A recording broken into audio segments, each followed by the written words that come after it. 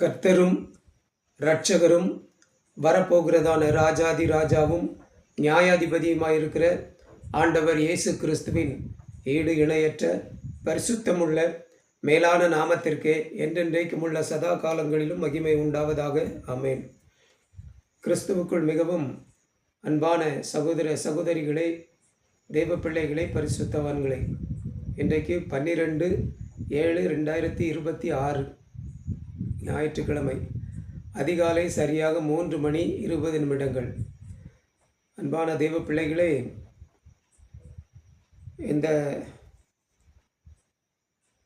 ராத்திரி வேளையிலே, அதிகாலை வேளையிலே கடுமையான பல்வலி எனக்கு.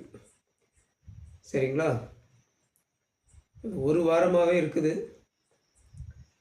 அன்பான தெய்வ பிள்ளைகளே, முந்தா நாளில் இந்த சைடில் பயங்கரமாக பல்வலி இருந்து, அது இந்த ஒரு ஐயா ஒரு மருந்து சொன்னாங்க, அந்த மருந்து வச்சேன். அதுக்கப்புறம் இந்த பக்கம் பல்வலி இல்லை, சரியா? ஆனால் இந்த பக்கம் ஒரு உடஞ்ச பல், ஓட்டை இருக்கிற பல், அப்படியே இதில் பார்த்தா அவங்களுக்கு தெரியும், லைட்டாக வீங்கி இருக்கிறது தெரியும். இந்த ஈரெலாம் உள்ள வீங்கி போய் இருக்குது. இப்போ பயங்கர வலி. நேற்று பகலெல்லாம் ஃபுல்லாக பயங்கர வலி தான், தாங்க முடியாத வலி. ராத்திரி அதிகாலையெல்லாம் சரியான வலி, தூங்கவே முடியல. பல்லு வலி அப்படின்னு சொன்னால் அந்த பல்வலி அனுபவித்தவங்களுக்கு தான் அந்த வலி என்னன்னு தெரியும். பல்லு வலிக்குதா, காது வலிக்குதா, தலை வலிக்குதா, அப்படி தலை ஃபுல்லாக வலிக்கும். என்ன வலி அப்படின்னு சொல்ல முடியாது, அந்த அளவுக்கு பயங்கரமாக வலிக்கும். அன்பானவர்களே, தாங்கவே முடியலை, அவ்வளோ வலி. சாப்பிட முடியலை. நான் கூழ் தான் காய்ச்சி குடிக்கணும் அப்படின்னு சொல்லி இனி முடிவு பண்ணியிருக்கேன். ஏன்னா எதுவுமே மென்று சாப்பிட முடியலை, சவைச்சி சாப்பிட முடியலை. சவைச்சாச்சு அப்படின்னு சொன்னால் பல்வலி வந்துடுது. ராத்திரியெல்லாம் அழுகையும் கண்ணீருமா தான் தாங்க முடியலையே அப்படின்னு சொல்லி இது பண்ணிகிட்டு இருந்தேன். ஆவியானவர் என்னோடு பேசினார், ஒரு வசனத்தை கொண்டு என்னோடு பேசினார். யோவான் எழுதின சுவிசேஷம் 14வது அதிகாரம் 12வது வசனம். யோவான் சுவிசேஷம் 14ஆம் அதிகாரம் 12வது வசனம். மெய்யாகவே மெய்யாகவே நான் உங்களுக்கு சொல்லுகிறேன், நான் என் பிதாவினிடத்திற்கு போகிறபடியினால் என்னை விசுவாசிக்கிறவன் நான் செய்கிற கிரியைகளை தானும் செய்வான், இவைகளை பார்க்கிலும் பெரிய கிரியைகளையும் செய்வான்.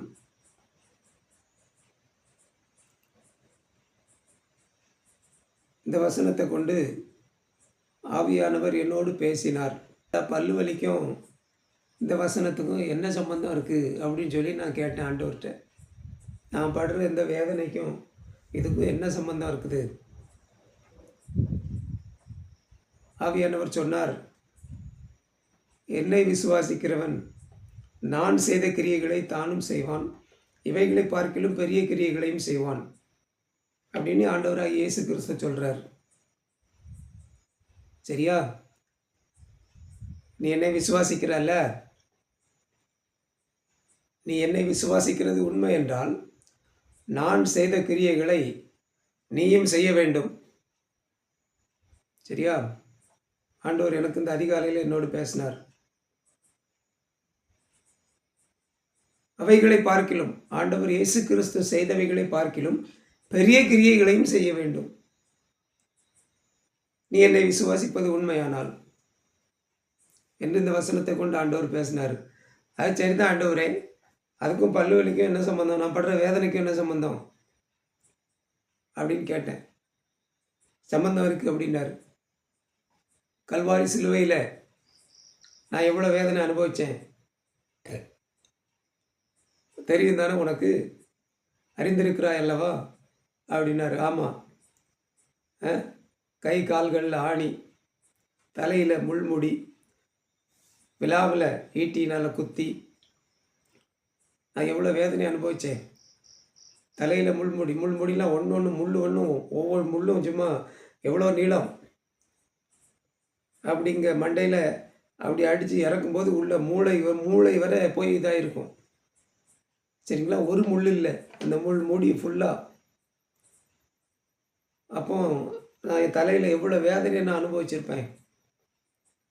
சரியா? அவ்வளோ வேதனையை நான் அனுபவித்தோம்ல. நீ என்னை விசுவாசிக்கிறது உண்மை என்றால் நான் அனுபவித்ததை விட அதிகமான வேதனையை நீ அனுபவிக்கணும் அப்படின்னு ஆண்டவர் என்னோடு பேசினார். அதுக்கு தான் இதெல்லாம். நான் செய்ததை விட பெரிய காரியங்களை நீ செய்ய வேண்டும் என்று நான் உன்னை தெரிந்தெடுத்திருக்கிறேன்.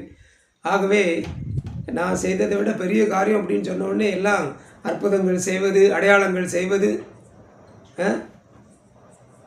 வியாதிகளை சுகமாக்குவது, இதை மட்டும்தான் எல்லாரும் பேசிகிட்டு இருக்காங்க. இல்லை, எல்லாத்துலேயுமே நான் அனுபவித்த வேதனைகள்லையும் அதை மாதிரி நீ அனுபவிக்கணும் அப்படின்னு ஆண்டவர் எனக்கு இந்த காலையில் என்னோடு பேசினார். அன்பானவர்களே, ஏன்னா அவ்வளோ வேதனை, இந்த பல்வலி என்னால் தாங்க முடியல. அழுதுகிட்டே இருந்தேன், படுக்க முடியலை, எழும்பி உட்காந்துட்டே தான் இருந்தேன். சேரில் எழும்பி உட்காந்துட்டே தான் இருந்தேன். அப்போ ஆவியானவர் என்னோடு பேசினார். அதுதான் இந்த வார்த்தைக்கு அர்த்தம். அதுதான், நான் பட்ட கஷ்டத்தை விட அதிகமான கஷ்டப்படணும் அப்படின்னு ஆண்டவர் என்கிட்ட பேசினார். அன்பான தெய்வ பிள்ளைகளே, ஆண்டவர் இயேசு கிறிஸ்து செய்ததை விட பெரிய காரியங்களை செய்வான் அப்படின்னு சொன்னால் நம்ம எல்லாரும் நமக்கு எல்லாமே ஆசீர்வாதத்தை மட்டும்தான் பேசிகிட்டு இருக்காங்க. அப்படி நம்ம ஐஸ்வர்யாவோட இருக்கலாம், நம்ம அப்படி இருக்கலாம், நம்ம இப்படி இருக்கலாம். இல்லைங்க, எல்லாத்துலேயுமே அதை மாதிரி தான். பாடுகள் கஷ்டத்துலேயும் அதை மாதிரி தான், வேதனைகள்லேயும் அதை மாதிரி தான், தனிமையான வாழ்க்கையிலே அதை மாதிரி தான். அன்பானவர்களே, இன்னொன்று ஆண்டவர் எனக்கு சொன்னார். என்னுடைய அந்த வேதனை கல்வாரி சிலுவையில் நான் தொங்கி கொண்டு இருக்கும்போது ஒரு 3 மணி நேரம் இல்லைன்னா 6 மணி நேரம், அவ்வளோதான். அந்த வேதனையை நான் அவ்வளோதான் அனுபவித்தேன்.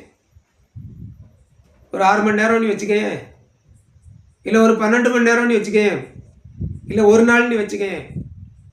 ஒரு நாள் தான் நான் அந்த வேதனையை அனுபவித்தேன்.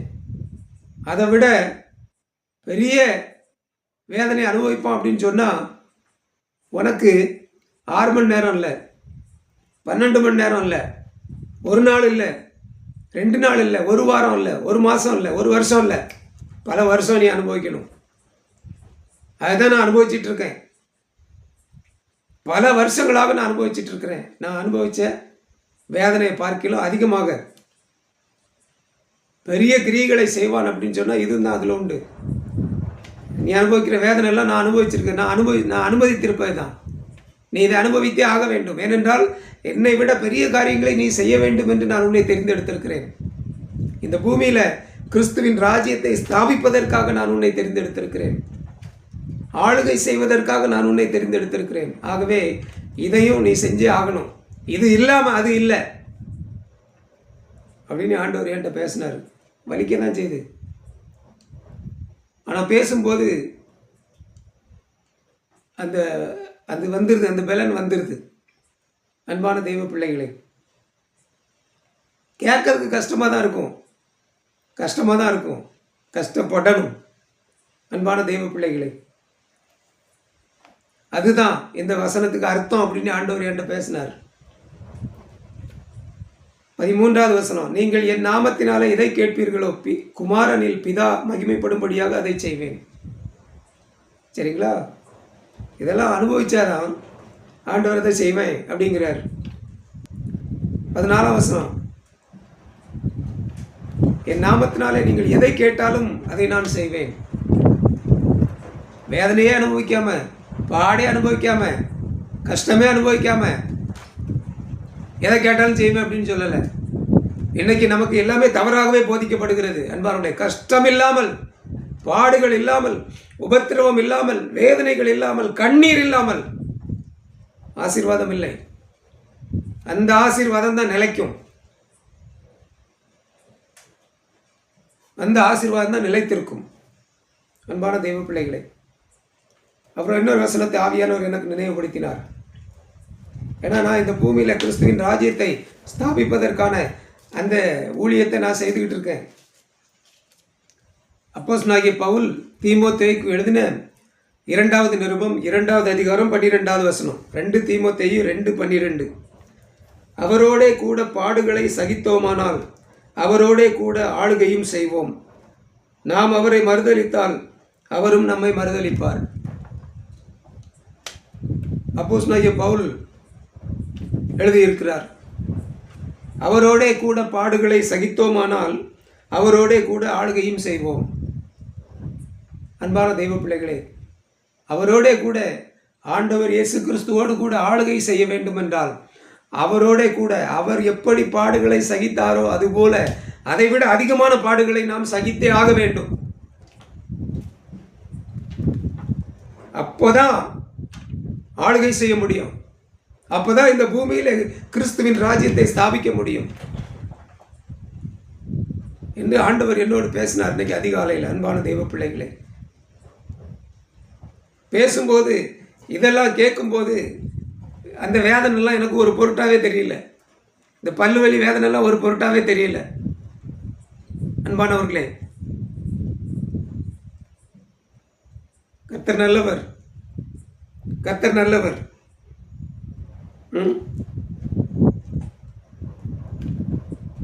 அவரோட கூட பாடுகளை சகித்தோமானால் அவரோட கூட ஆளுகையும் செய்வோம். ஆமாம், ஆளுகை செயலுக்கு இன்னைக்கு எல்லாரும் பேசுகிறாங்க. ஆனால் கஷ்டப்பட பாடு அனுபவிக்க அதை யாரும் பேசுறதில்லை. பாடுகள் இல்லாமல் ஆளுகை இல்லை, ஆளுகை இல்லை. யாராக இருந்தா என்ன, ஆண்டவர் அறிந்தவனாக இருந்தாலும் சரி, ஆண்டவர் அறியாதவனாக இருந்தாலும் சரி, பாடுகள் இல்லாமல் ஆளுகை இல்லை.